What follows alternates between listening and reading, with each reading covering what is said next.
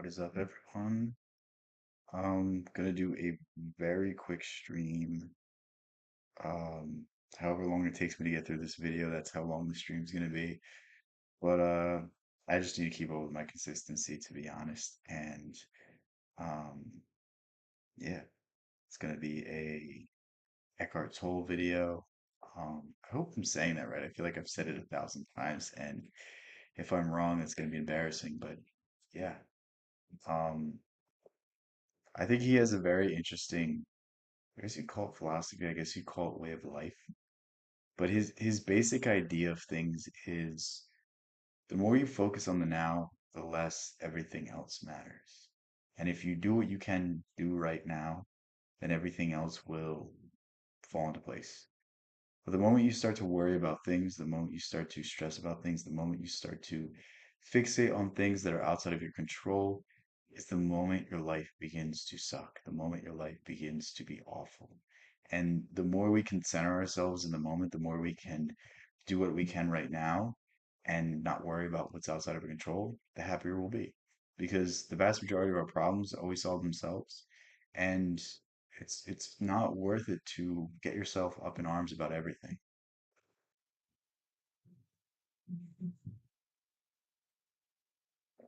My life is something, is a narrative in many people's head that causes an enormous amount of suffering. You can't imagine how many people's lives are made miserable by a very unhappy story in their Speed it up just a bit. head that they identify with and call it my life. It's people just driven to. Think about it this way. What he's saying is very, very profound because it's the idea that your life is what you make it to be. What you see is what you choose to see. How often do you go through the day thanking everyone around you for being in your life? How often do you thank your parents? How often do you thank your loved ones? How often do you thank your significant other? And if the answer is not often, and the answer is I often dwell on my problems, then that's your biggest problem. You're seeing the wrong things. You're dwelling on the wrong things. You're focusing on the wrong things. We have the ability to see whatever we want in this world. We can either see the bright side, we can see the good things, or we can see the bad things. And far too many people see the bad things, and we wonder why we're so unhappy. The mind is a good tool, but it's also our greatest weakness because the mind likes to fixate. The mind likes to become neurotic. The mind likes to worry and worry and worry and worry. And if things can't be explained easily, it will stress you out. I hate to break it to you, but you'll never be able to understand everything about the world. The world will always be just beyond your grasp.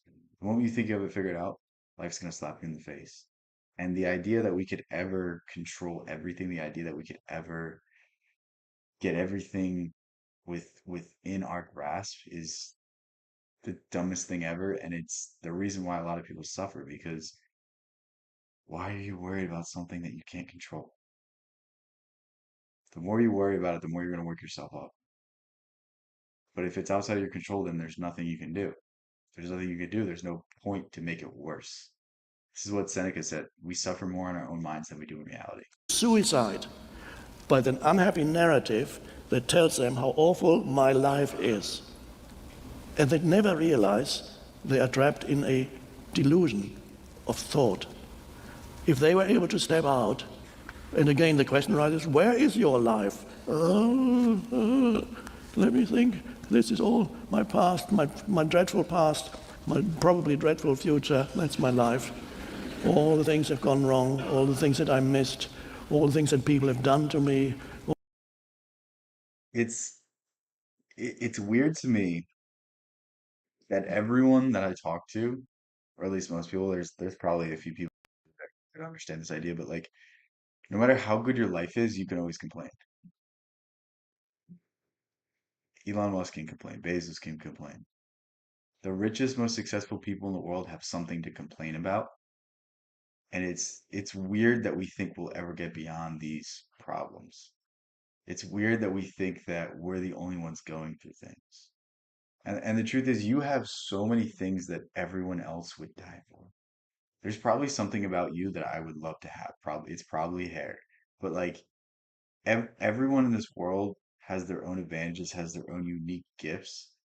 And it's time we start celebrating these things. It's time we start dwelling on these things. Like I'm tired of hearing woe is me. I'm tired of hearing my life is so awful, and yet you haven't taken 5 minutes to even begin to understand what great things you have. Like a thing that I will forever suggest until the end of time is if you're really going through it, get a list, get a sheet of paper, go on your phone, and write down everything in your life that is good.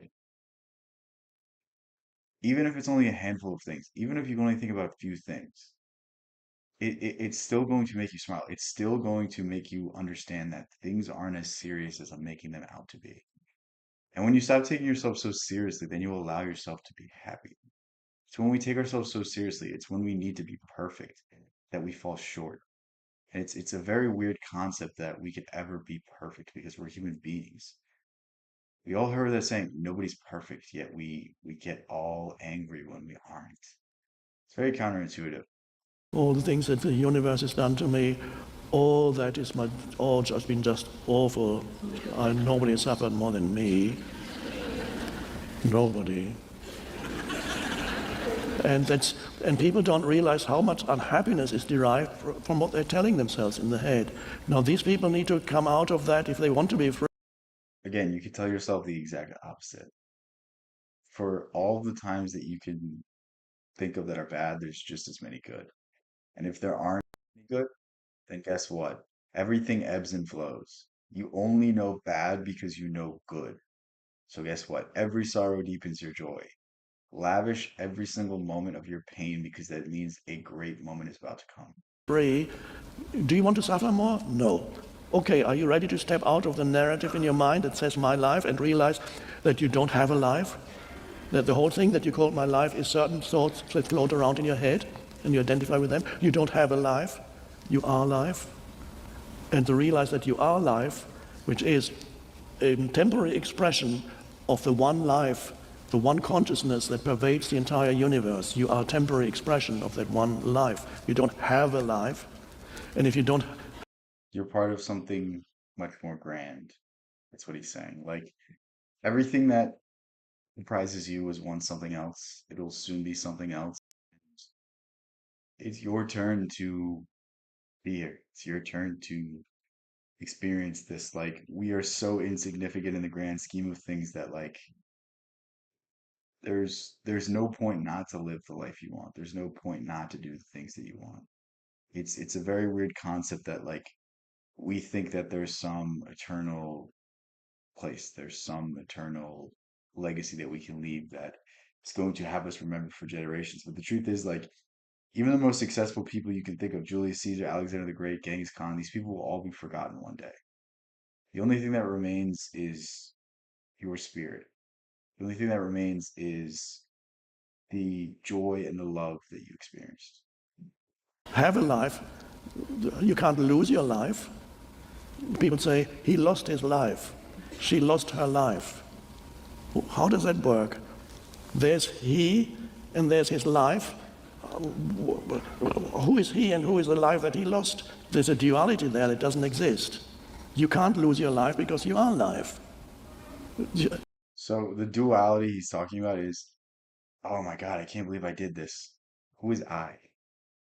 You're acknowledging there's a difference between who you are and who you're presenting yourself to be. Very much an idea from Jungian psychology. You don't have a life. They are just memories and thoughts in your head, yes.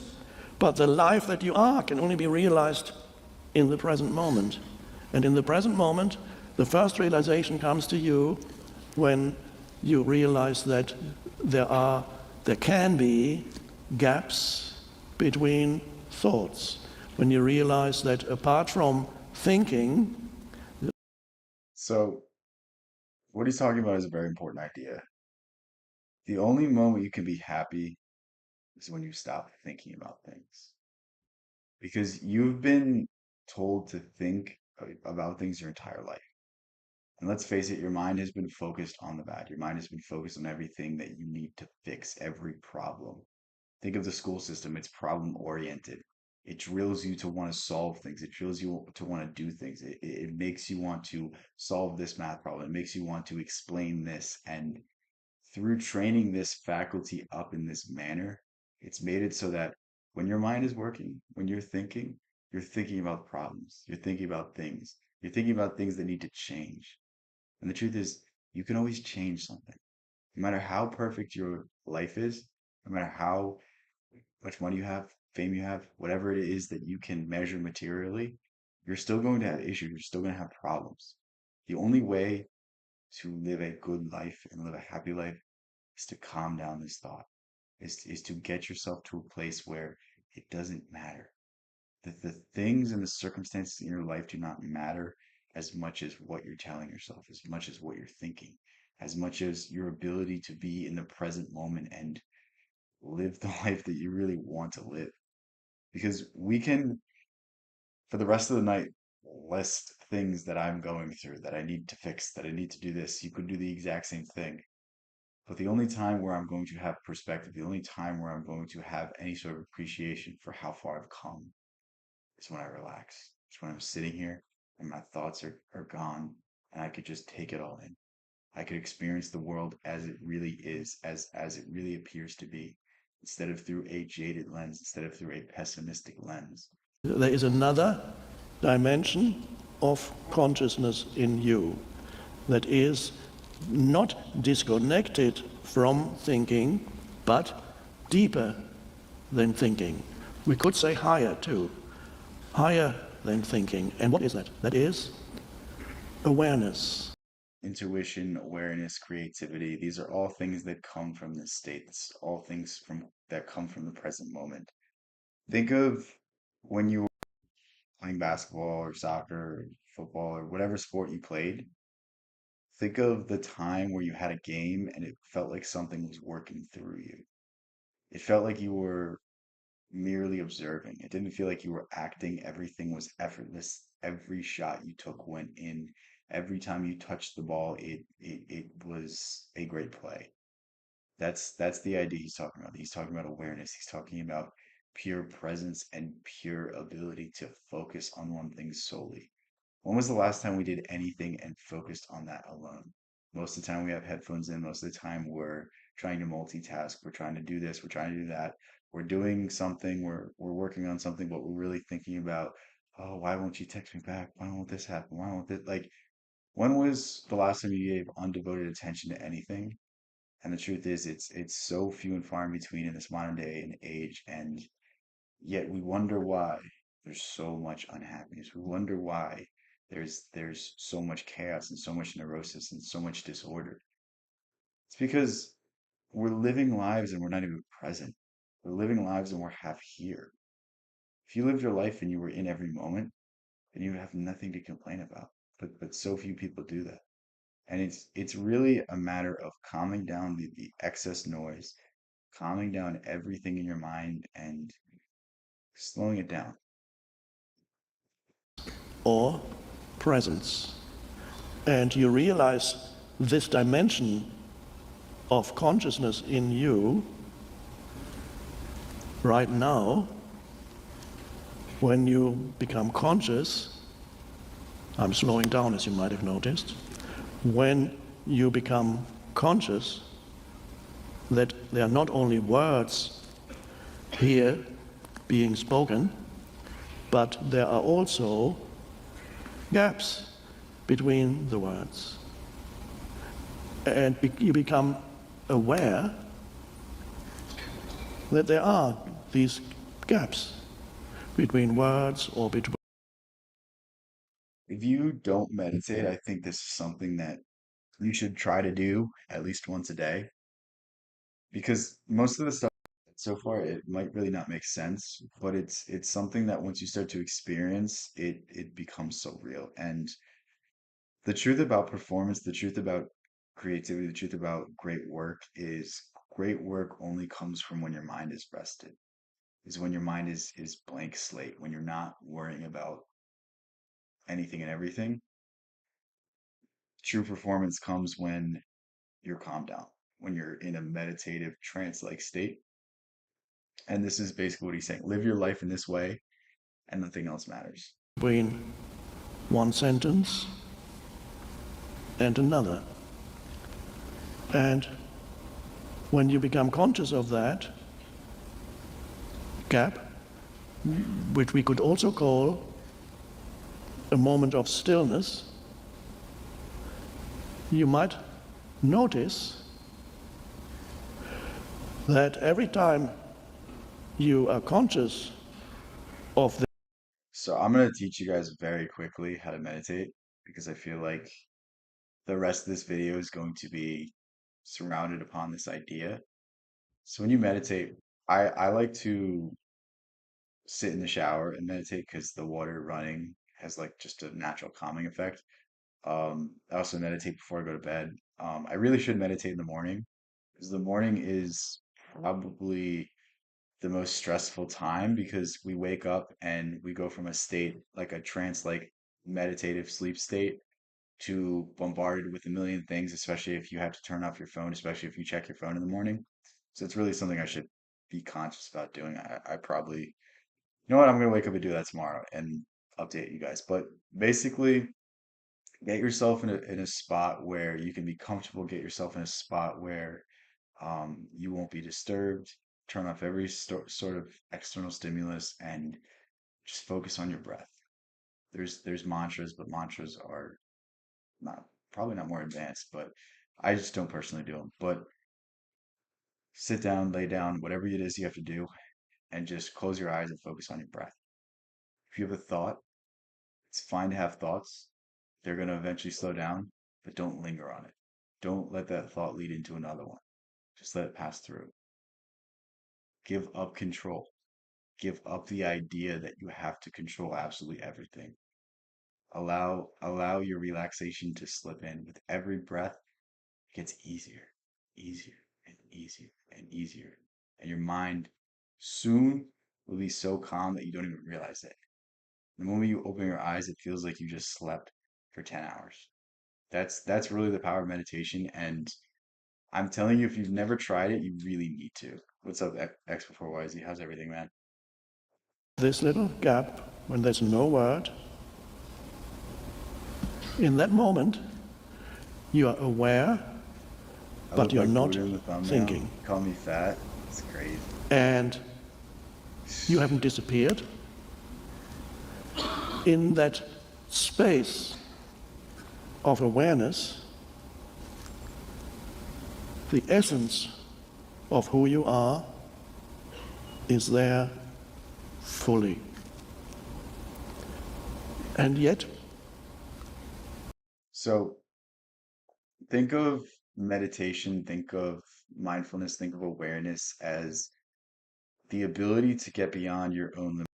So like when I look around the room, I see rigid corners, I see this, I see that. Like I start to notice things and my perspective begins to be formed by that.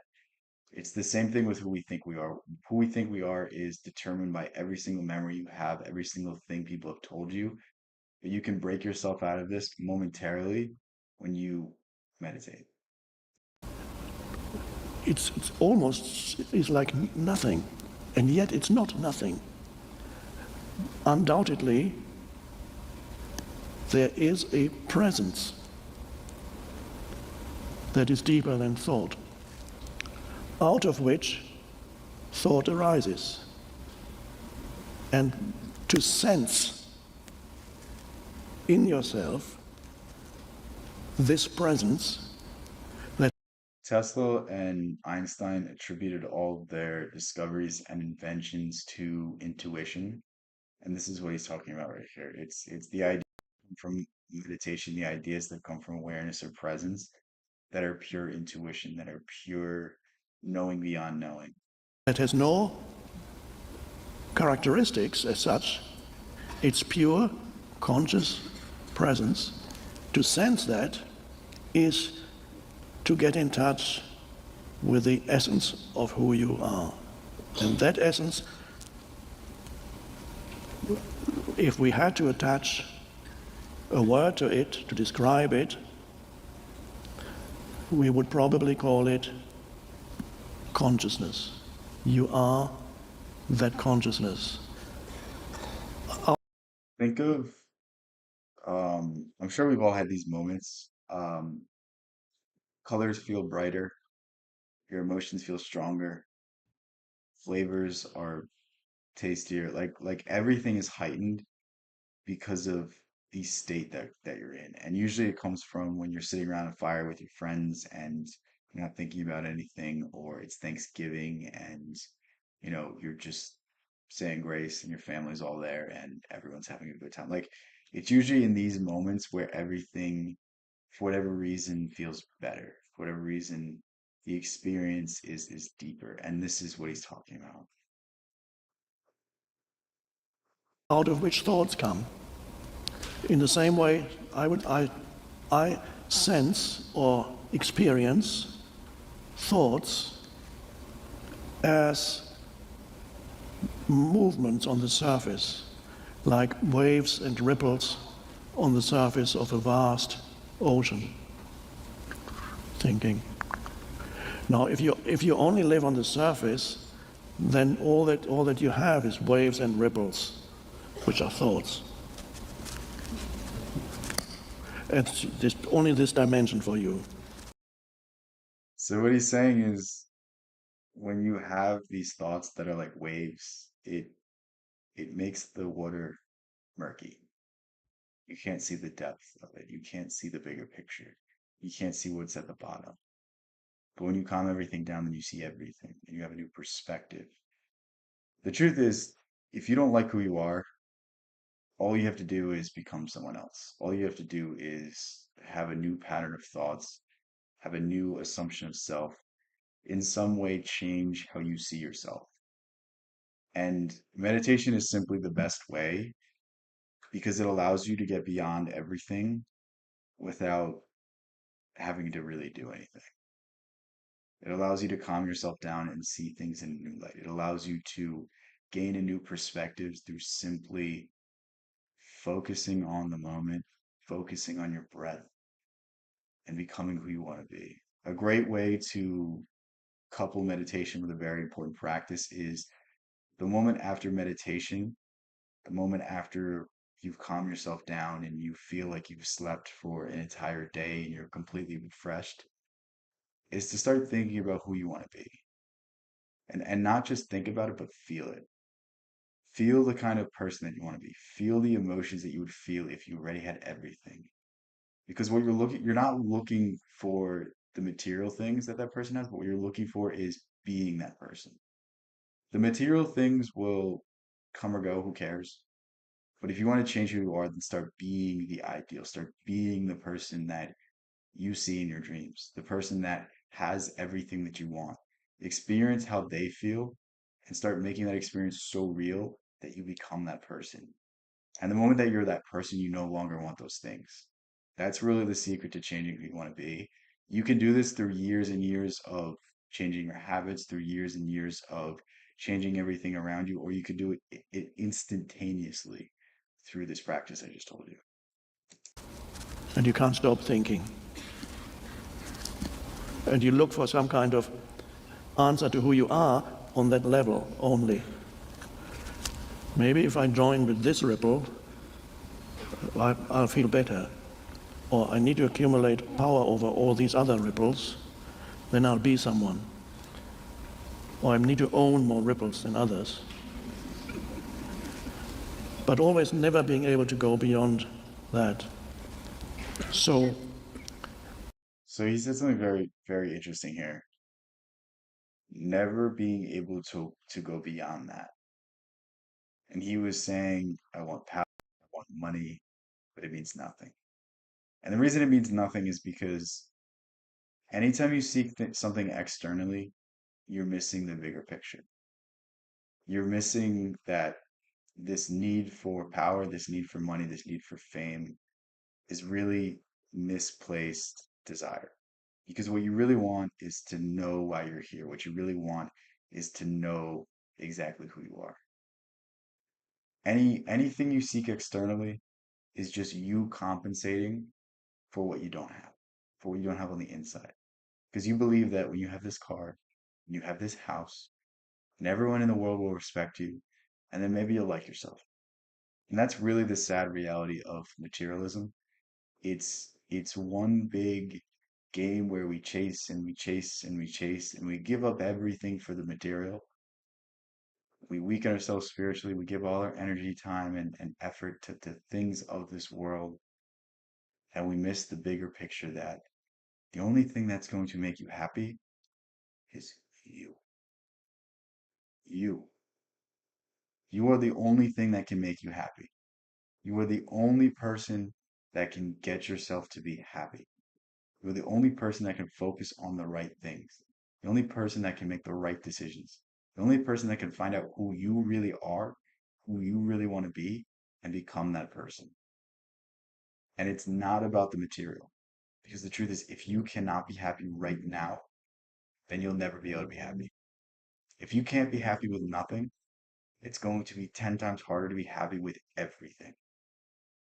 It's such an important idea. I feel like I've said this every single day for the past like month or so, but I need you to understand what I just said.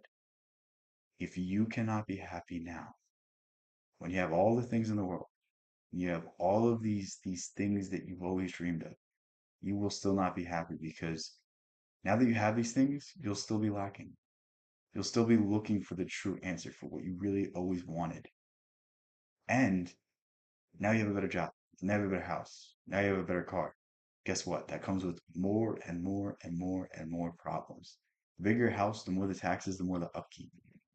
So, if anything, your life is going to be harder. It's going to be harder for you to see the bigger picture. And you never found happiness in the moment. You never found the ability to be satisfied. And that is the thing that I want you to focus on first and foremost.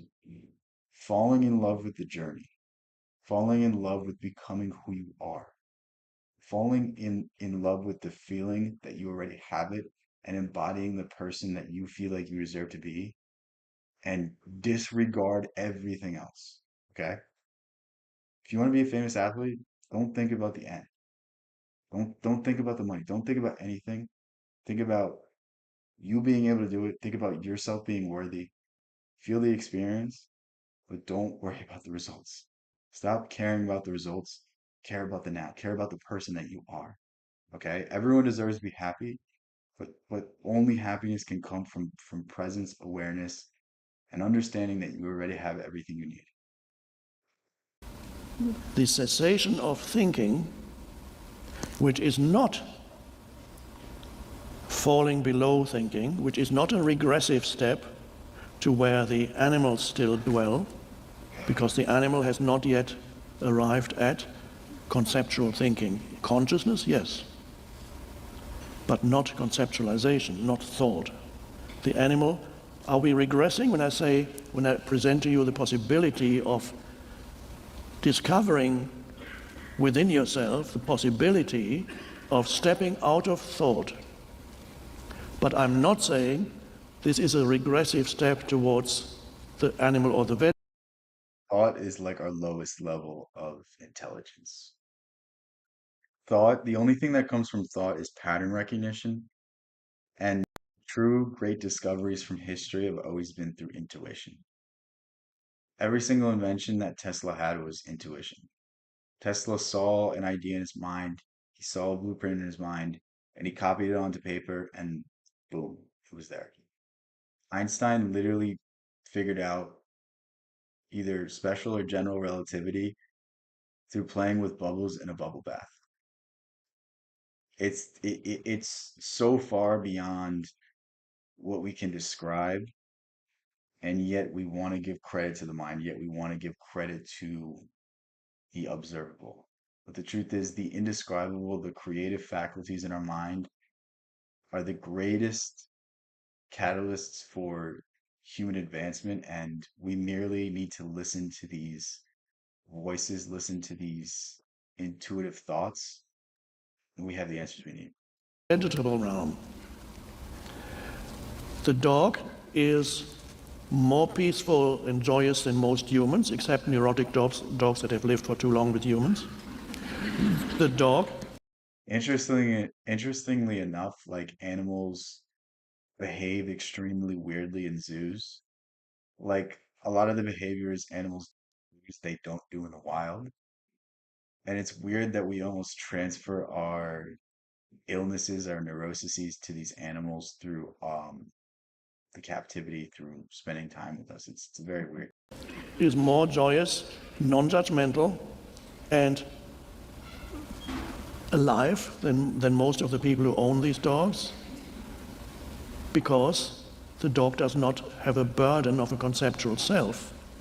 It does not have the burden of an ego, except some neurotic dogs or cats have already a beginning of little egos. Yes, but we'll put that aside.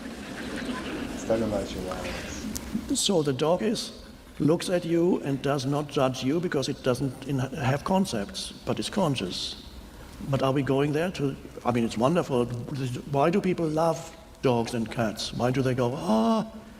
Because when you look into the eyes of a dog, you realize for a moment, you connect with a dog, and you can sense the beingness or the consciousness of the dog looking through the eyes back at you. That's a really good point. That's not at all what I was going to say. And this consciousness of the dog, although it's not the same as the human consciousness, is also. Think that the dog doesn't have judgments. The dog doesn't, like if you don't give the dog a treat, he doesn't snap at you. He'll still just be as happy if you pull the bag out and give him a treat. Like it's the categorizations, it's the idea that we need to capture every experience, the idea that everything must be controlled that limits us.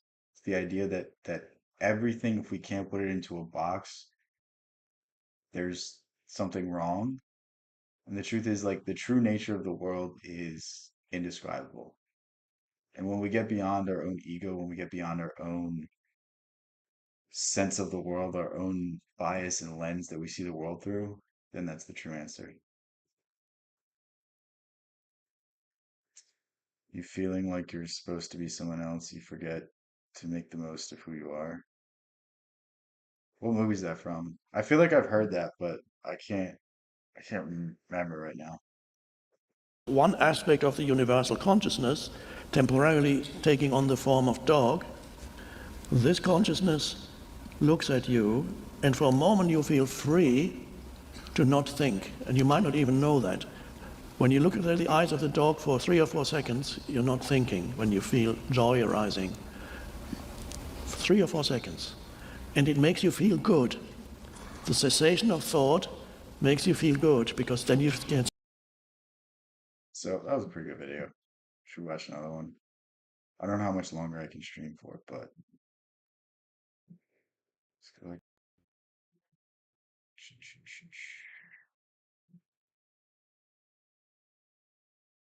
sabotage your self-improvement.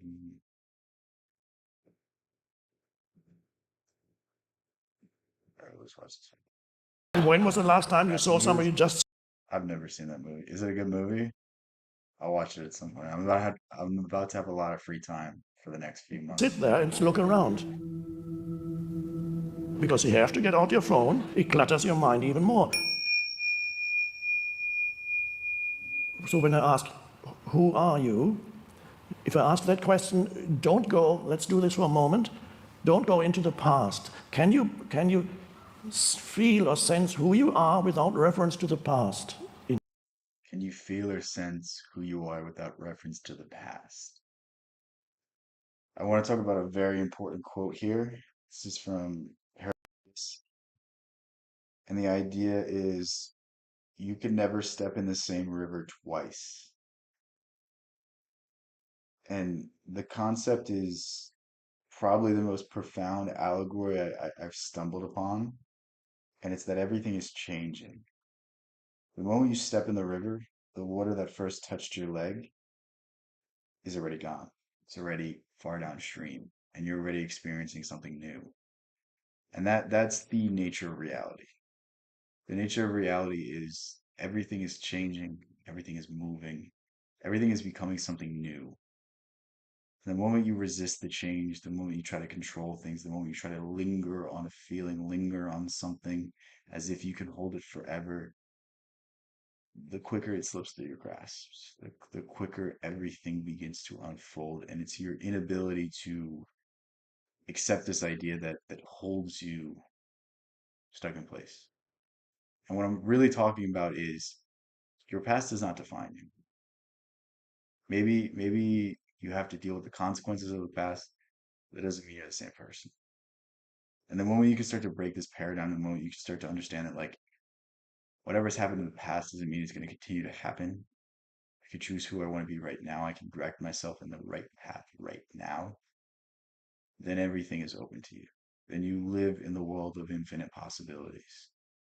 But if you continue to define yourself by everything that's happened to you, by everything that anyone's ever done to you, then you will continue to be the same person. And it's a very weird reality where you live in a world that you don't like living in, yet you keep yourself here. In you. You don't even need to remember your name right now. My What cat for? is always You don't staring at you, and I don't know what it's thinking. I mean, it's probably not thinking much. It's probably like, why won't this guy give me catnip? really remember your email address or your phone number or what happened to you 10 years ago. Don't need to remember that. Can you still get a sense, without reference to your personal history, can you get a sense of beingness or presence? There's no past in that at all. But what is that? You can't really describe it. All you know is that you are. I am. You can sense the underlying. So this is basically what Neville Goddard would say. Your destiny is set in stone until you change your self-definition, until you change your I am. And the moment you change your I am, the moment you change who you claim to be, is the moment your destiny changes. And I think that's probably one of the most profound statements I've ever read because when you put it that way, then ultimately your life is in your hands. Ultimately, you hold the cards. You hold the decision as to how the world is going to perceive you, is how the world is going to treat you, is how you're going to move forward, who you're going to embody in the next moment, who you are going to become in the next moment.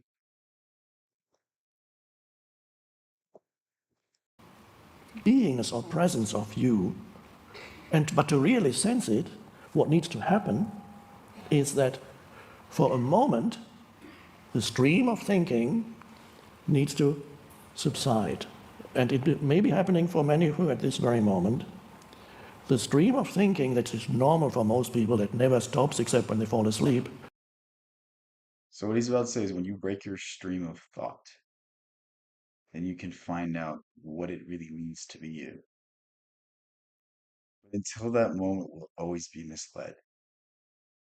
Until that moment, we'll always be facing and living a different world than we should be. And this is why so much of the world is unhappy. This is why so many people are struggling with issues, and it's because they're not who they really should be. They're not living in the world as they truly are. They're existing through their thoughts, they're existing through their patterns, they're existing through what the world is telling them they should be. And the only way to find the true answer, the only way to find the true solution is to find yourself again. When you find yourself, you found everything. The stream of thinking for a moment subsides, and when I asked you whether you can sense yourself without reference to your personal history, what I was really talking about, what I was really asking was, can you get a sense of your presence without thought? Ah, and there's enormous revelation here. This question, who am I, does not have a real truthful answer on a conceptual level. We can't understand it, but we can feel it. All of these ideas are more of a feeling. All of these ideas are more of understanding in our heart, not an understanding in our mind. And that's the reason why so many people struggle with this idea, I think, is because there's not really a way to conceptualize these things. There's not really a way to teach these things aside from experience. The only way you can ever understand these ideas without experiencing them is if you understand poetry, but then there's an argument that you already understand these things. And that's the idea. It's you're reading the meaning in between the lines. The emotions are evoked through you in between the narrative structure, in between the rhyming scheme. Like that's basically what he's saying here. It's not in thoughts or words. The true answer to who am I has no thought in it. It is a sense of presence or beingness. And you can only sense that if even it's only a moment. So the stream of thinking subsides, and what happens is you are completely present without your mind saying anything. You can perceive everything, you can still. Moment of awareness is probably the equivalent to days living through. And I don't say this lightly, like if you can have even a single second of presence, if you can have a single second where you forget about everything, you calm everything down, you leave the world as we know it, it's an experience that you will be able to feel for years on end. That's something that you will remember. And it's very important because it doesn't take a lot of time. It doesn't take a lot of effort. If anything, it takes no effort. If anything, it's returning to the state that you were designed to be able to live in. Oh no, my mouse isn't working. You can see, you can hear, you're fully there, and your mind is still. Still does not mean that you've gone to sleep. It's the opposite. You're actually more alert in that stillness than you would be if you were identified with this continuous stream of thinking. We're more alert in this stillness than you are through this continuous stream of thinking. This is the idea of work smarter, not harder. In that if you spread your resources so thin, you miss the point. You miss the real power that your mind has. That's the stillness, the inherent stillness that actually every human has that. You don't need to work hard to attain stillness or think that if I follow the right course of action. Think about when you were younger and you were able to entertain yourself without a phone. Think about when you were able to be bored. You were able to exist in a state where your mind wasn't boom, boom, boom, boom, boom, dopamine, dopamine, dopamine, dopamine. And that's really the way we're meant to live. We're meant to have patience. We're meant to have stillness. We're meant to be able to chase a deer or chase a animal for days on end and not think anything while we're doing it. We're not meant to ponder the questions of the universe. We're not meant to do anything except what we're doing. And it's almost a gift and a curse the way our minds are trained because our minds are trained to solve the problems of our lives. Our minds are trained to adapt and they're trained to handle problems that basically allowed us to form a civilization. But it's also come to the detriment as we don't know how to turn them on. We don't know how to exist in a state where we're not driving ourselves insane. It might take me 10 years and then I'll be able to have a still mind. No, it's already there. And if you're not totally miserable and unhappy every moment of your life, that means, without perhaps you knowing it, anybody who is not extremely miserable all the time has a little bit of access, without even knowing it, to that stillness within. They don't know it. Again, I feel like I was saying this earlier. Think of the moments where everything slows down. Think of the moments where colors are brighter and everything tastes better. That's awareness. That's presence. They notice from time to time they feel a little bit good. They feel, they don't know, for 3 seconds they stop thinking. They might have some other explanation of why in that moment they felt good. Maybe they were looking at a dog in that moment because the dog wasn't thinking anything about them, because the dog doesn't think, the dog is conscious but not conceptual thinking. The dog does not have an opinion about you. And so when you were petting the dog, for perhaps you suddenly felt good about petting the dog. Why? Because for a moment the dog freed you. All right, it's 10:05. I gotta go do some things. But if you were in the stream, thank you so much. Uh, you guys are awesome. Have a good rest of your night, and yeah, I'll be back tomorrow. Peace out.